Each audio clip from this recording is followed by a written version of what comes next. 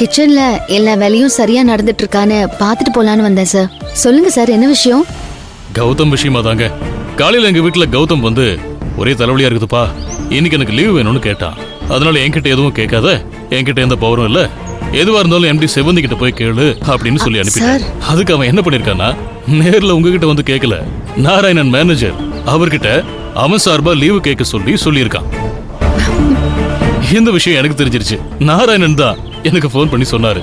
அதை தெரிஞ்சுக்கிட்டு நான் போய் கௌதம் கிட்ட கேட்டேன், ஏன்டா இப்படி எல்லாம் பண்ற, நீயே செவந்தி பார்த்து லீவ் கேட்கலாம்ல, உனக்கு என்ன அவ்வளவு ஈகோ அப்படின்னு கேட்டேன். எதுவா இருந்தாலும் உனக்கு லீவ் கொடுக்கணுமா கொடுக்க கூடாதுங்கிறத செவந்தி தான் டிசைட் பண்ணணும்.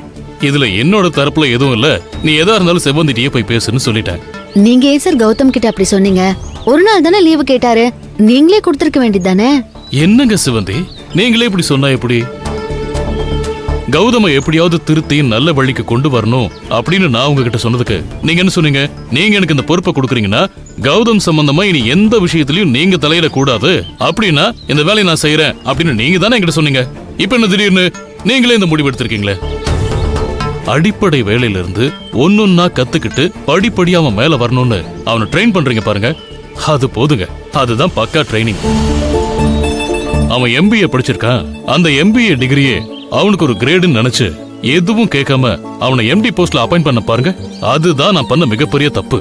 எந்த உழைப்பும் இல்லாம அந்த போஸ்டிங் அவனுக்கு கிடைச்சதுனால வேல்யூ அவனுக்கு தெரியலங்க. அதனாலதான் ரெஸ்பான்சிபிலிட்டி இல்லாம ஒரு பணிவும் இல்லாம அவன் பாட்டுக்கு அவன் இஷ்டத்துக்கு ஆட்டத்தை போட ஆரம்பிச்சிட்டான். அப்படிப்பட்ட அடங்கா பயல கொஞ்சம் கொஞ்சமா மாத்தி கொண்டு வந்துட்டு இருக்கீங்க பாருங்க, அது போதுங்க. அதே எனக்கு திருப்தி. இன்னும் போக போக உங்க பையன் உங்களுக்கு பிடிச்ச மாதிரி மாறுவாரு பாருங்க, நம்பிக்கையோட இருங்க சார். ஒரு நல்ல ஸ்கூல்ல பெத்த குழந்தைங்களை சேர்த்த ஒரு நிம்மதி பெத்தவங்களுக்கு எப்படி இருக்குமோ அந்த நிம்மதி தாங்க கௌதம உங்க பொறுப்புல விட்ட உடனே எனக்கு கிடைச்சிருக்கு. Thank you so much. சரிங்க சிவந்தி, அவன் உங்களை பார்க்க வந்தா உங்க ஸ்டைல்லயே அவனை ஹேண்டில் பண்ணுங்க. எனக்கு கொஞ்சம் வேலை இருக்கு, நான் பார்த்துட்டு வரேன். சரிங்க சார்.